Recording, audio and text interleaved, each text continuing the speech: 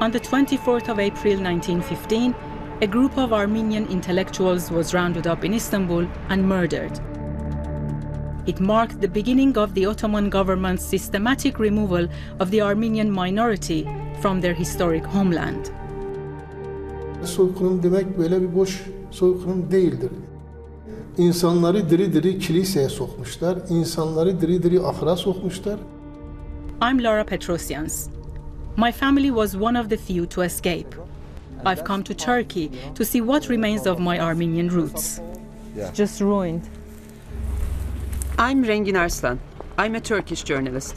And I want to know why we were not taught about this at school. Sizin görüşünüz soykırım olmadığı yönünde. Kesinlikle bu yani bir tehcir olayı var. Ama bu tehcir olayı kesinlikle soykırım değildir. 100 years on, Rengin and I are both setting out on personal journeys to explore whether Turkish society is ready to openly discuss its past.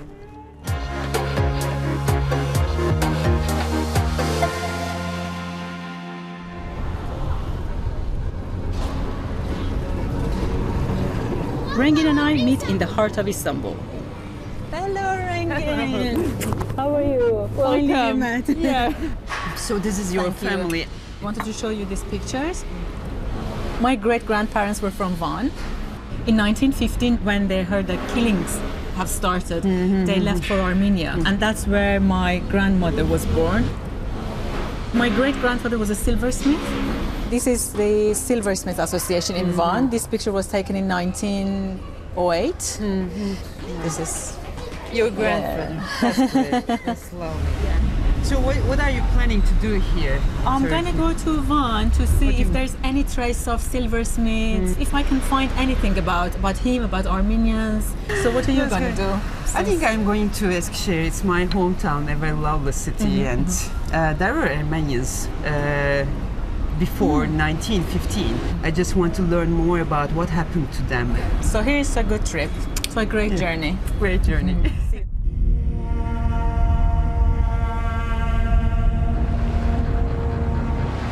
I have always known that my family came from here, Anatolia, eastern Turkey. Armenians lived around the shores of Lake Van for nearly 2,000 years. I want to find out what now remains of the Armenians and their culture. My journey begins on Akhtamar Island, site of the famous Church of the Holy Cross. It once stood at the center of an ancient Armenian kingdom. I'm meeting a local guide. Can I help you? Thank you. Hello, I'm Laura. Hi, I'm Engin. Very nice to meet you. Nice to meet you too. Engin, the beauty of this place is just breathtaking.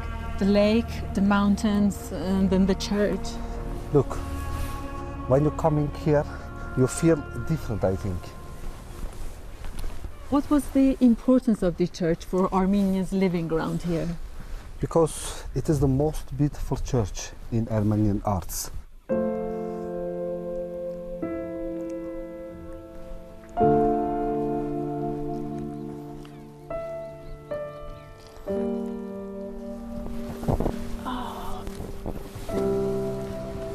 Oh wow, look at these beautiful frescoes.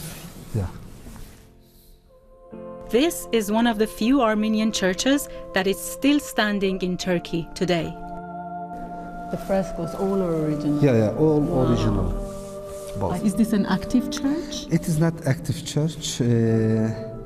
Every September, 1 week, Armenian people can come here and they can praying here just for 1 week. But we hope every week. But we are not sure that there is no Armenian in Van. Maybe there are some Armenian, but they are afraid to explain that we are Armenian. My great-grandparents were living in Van up until 1915. Yeah. And I'm always wondering if they would have come here to pray. Do you think they were coming here? Yes, I am sure that all Armenians people before 1915 came here because it was the religion center of Armenian. It's a really strange feeling for me to know that my great-grandparents were coming here every Sunday. Of course. Maybe standing at the same place and Yeah. praying. This problem, you know. I feel closer to them than ever.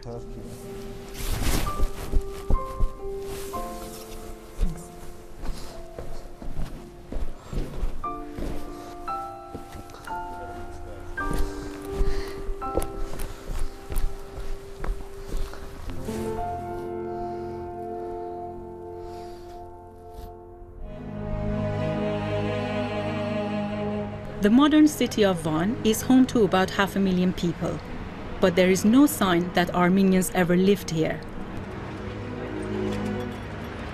I meet Engin again under the ramparts of the old citadel. So this is the old Armenian quarter? Yes. These are original streets? This is original street. From 100 years ago? And look, the stone, all stones Yes. are original. This was part of the Armenian quarters Yes. and Armenians were Yes. working here. And that's part, you know, front of us. That's are all shops. How interesting. Yes. So I might be walking on the footsteps of my great-grandparents here. Yes. This was where the silversmith shops were, yeah? That's are all silver shops. And nothing has left of them. Yeah. It's just ruined. And my great-grandfather Mihran probably used to own one of these shops. When the killing started in 1915, they wanted to escape. He didn't even lock the door Oh. to his shop. He knew there was no coming back. It's big shock for you, I think, and for them also. Yes, to see the place, Yeah. the last place before they left their home. On the top of the house House, and yes. shops. Mm. And how many Armenians lived here? About 60,000. 60,000. Wow. The long-established Armenian community had begun to suffer discrimination and pogroms as the Ottoman Empire started to disintegrate at the turn of the 20th century. With the outbreak of the First World War in 1914, the very existence of the empire was under threat. Turkish nationalists who controlled the Ottoman government regarded the Armenians as a disloyal minority. They believed the Armenians wanted to side with their enemy, Russia, so the Ottoman government ordered mass deportations. Crosses on the wall and some Armenian writing. That Armenian people were living here. Yes. Over 1.5 million men, women, and children were forcibly removed. The majority of them were either killed or died of starvation. Do people of Van know what happened here in 1915?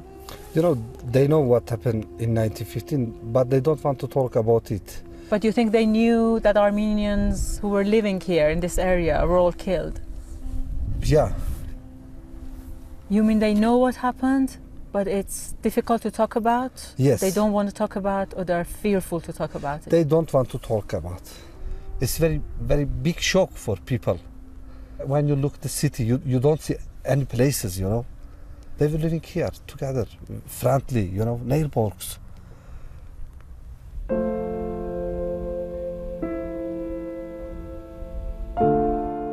There is nothing left of my family's neighborhood. No address to go to, no neighbors to talk to, nothing. It's like we never existed here.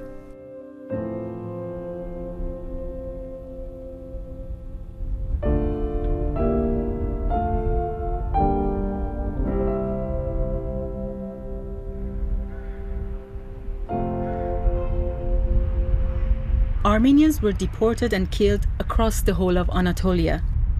I've come to the nearby city of Mush.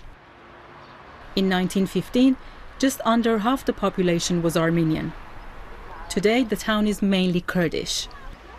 There are new mosques, and the town has become increasingly conservative in its outlook and religious customs.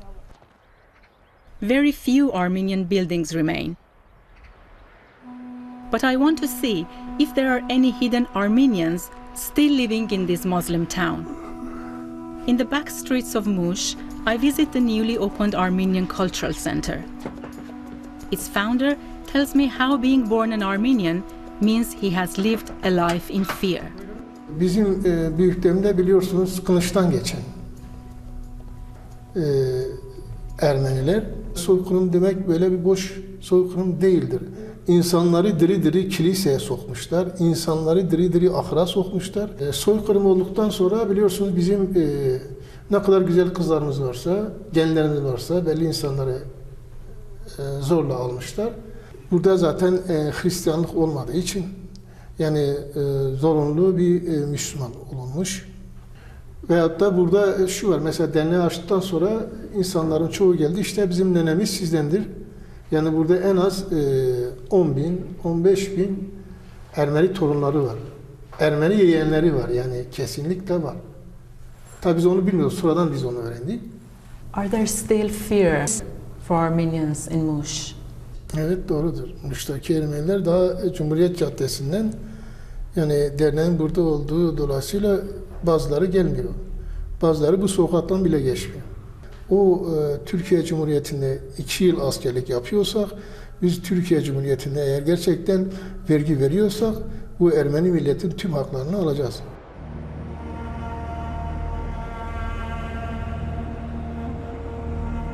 Although I've been unable to track down any of my relatives, I now understand some of the difficulties that Armenians still face here and how little of their culture remains.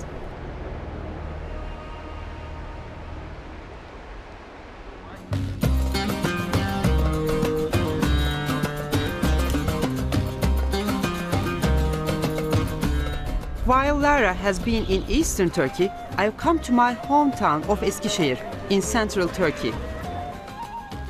It is a bustling university city, a center of learning. At 17, I left to study in Istanbul.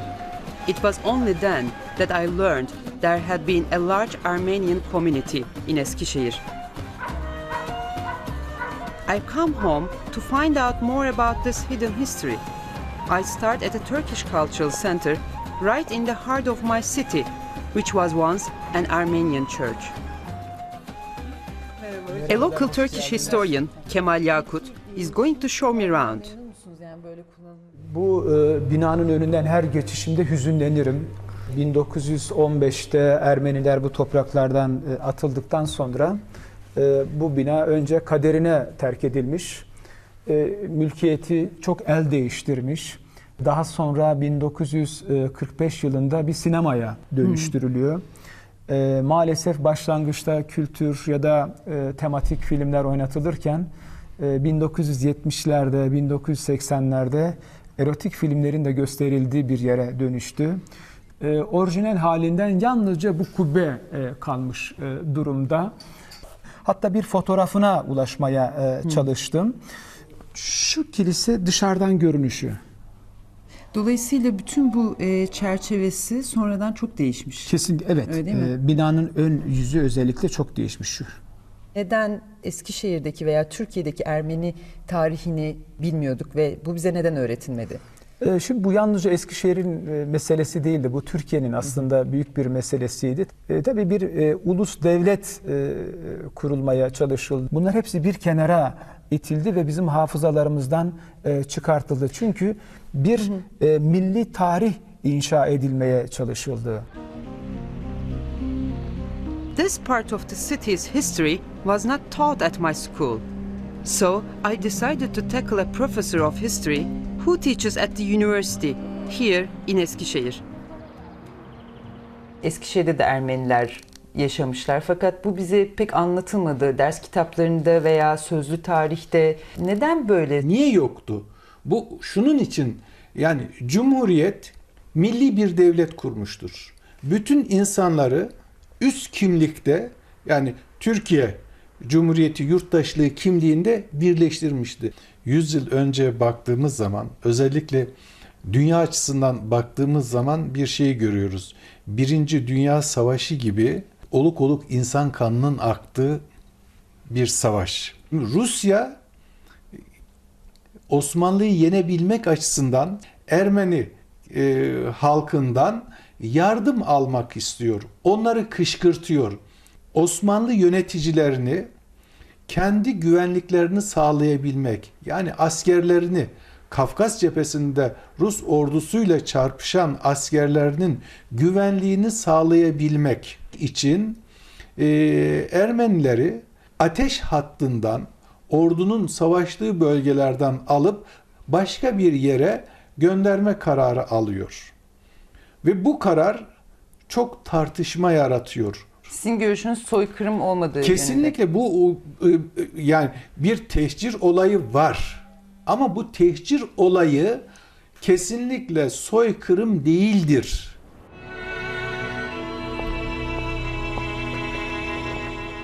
I want to find out more about the Armenians of my town and what happened to them. Kemal takes me on a drive. Bizim için önemli olan şimdi gideceğimiz yol boyunda böyle çok iyi Ermenilerin yaptığı 2 katlı taş binalar var idi.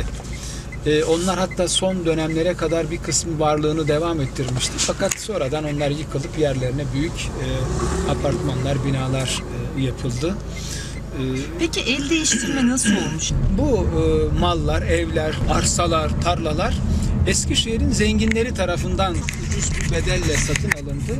Her türlü işi yapmışlardır burada. Yani ekmek fırınından tutun da debahlığa kadar, demirciliğe kadar, duvar ustalığına kadar, kuyumculuğa kadar bütün meslekleri Ermeniler yerine getiriyor. Ki 4500 Ermeni yaşıyor burada, az değil. Ki o tarihlerde Eskişehir'in nüfusu 30.000'in biraz üzerinde. Peki bu mahallelerde oturanlar sizce biliyorlar mıdır? Hiç zannetmiyorum.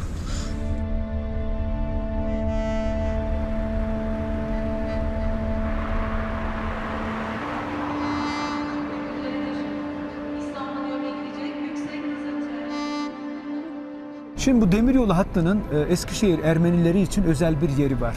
Bu hatta Ermeniler çokça çalıştı. Yani Ermeni memurlar, Ermeni makinistler, konduktörler burada bu hatta çalıştılar.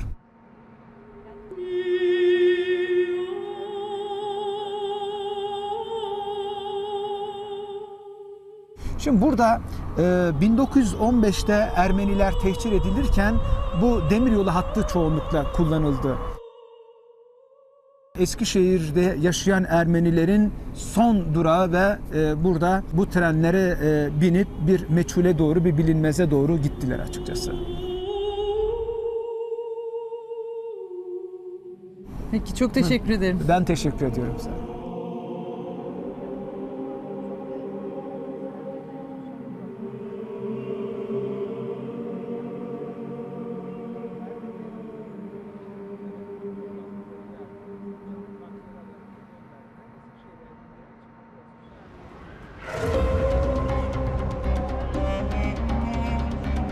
Istanbul, the largest city in Turkey, straddles the continents of Europe and Asia. It has a cosmopolitan outlook and is home to the largest remaining Armenian community in Turkey.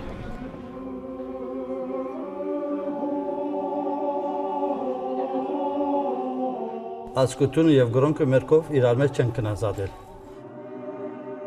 Երբ որ հայ գսես, քրիստոնյա կհասկանաս։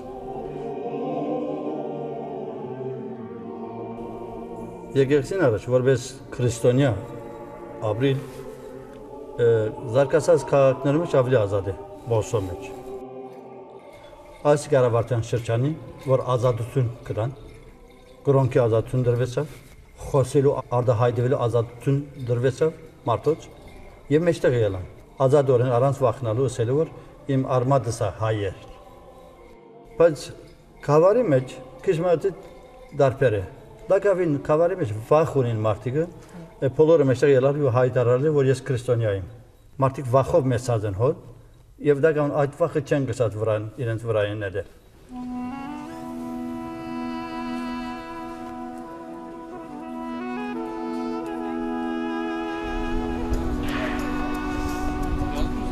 I have also come back to Istanbul. I'm meeting one of an increasing number of Turkish academics willing to openly call the events of 1915 a genocide. He believes religion was at the heart of the issue. Today, when we look at Turkey and compare it with the other countries in the region, including Iran, Turkey is the most homogeneously Muslim country of the whole region. There was 2,538 Armenian churches in this country, some 450 monasteries, almost 2,000 schools. Very, very few of them remain. I mean, they were blown up. On the 100th anniversary of this issue, what do you see the politics in Turkey? Today, you know, unseen and unheard things are happening in Turkey. The last, I would say, 10, 15 years. What remains of the churches are being restored. There are more and more books about the Armenian genocide. All these efforts of the state have failed. People are curious and they are, searching for the truth. And the Turkish society, in that sense, is in a totally different wavelength than the Turkish state.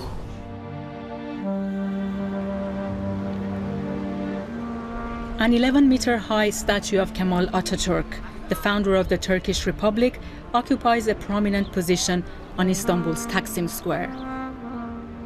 It's here that I meet up with Rengin again. Hi, Rengin. How are you? Welcome back. I'm all right. How are you? I'm okay. Thank you very much. How was your trip? It was an eye-opener for me. I felt that it was 100 years ago, but it's still sort of fresh. The paint is fresh. In Eskişehir, I also realized that people are open to remember this past. I saw that in a brochure in Cultural Center, they wrote this was an old Armenian church, and this is something important to let people know this fact. Yeah. So maybe little by little, when Yeah. these historical facts come out, it will be a small step to let both people start talking to each other. Exactly.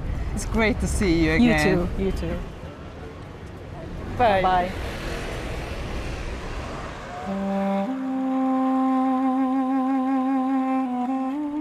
I end my journey at Mount Ararat, back in eastern Turkey.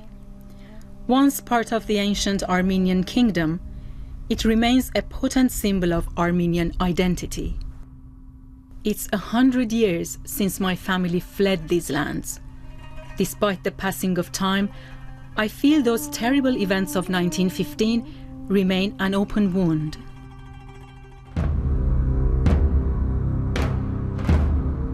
I leave hoping that one day that wound will heal.